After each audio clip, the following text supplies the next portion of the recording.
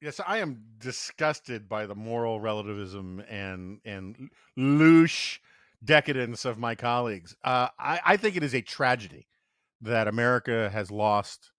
Um, Literally, there. Like, I ask people this all. I'm obsessed with this topic.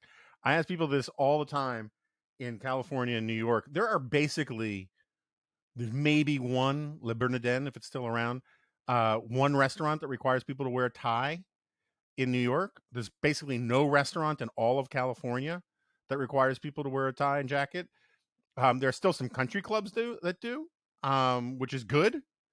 Um, but I think that in a society, you want a lot of diversity of institutions horizontally and vertically, and having some places where you could take your wife out for your I don't know 25th wedding anniversary and not sit next to some goober in gym shorts with his baseball hat backwards, but because he made a bundle on Bitcoin, he can afford the meal. I don't think that's progress. I think there are places and times, and I've come way down on this stuff. I used to be much more serious about this. You could have restaurants that just have dress codes for certain evenings, right? Like Saturday nights, it's dress code night at this place, that kind of thing.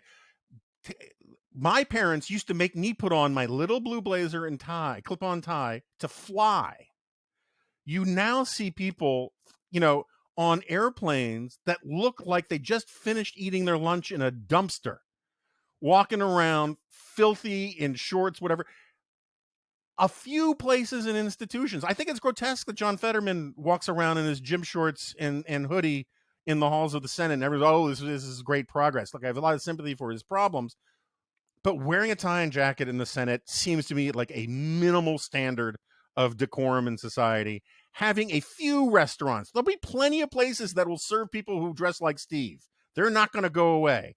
But having one or two restaurants that actually can signify to the people you love or the people you respect that this is a special occasion and that you are raising your own standards beyond personal convenience in order to codify and mark the occasion seems like a very small but important step towards greater civilization rather than the louche debauchery that my colleagues here celebrate so much. It happens when everybody's standards fall to the lowest common denominator.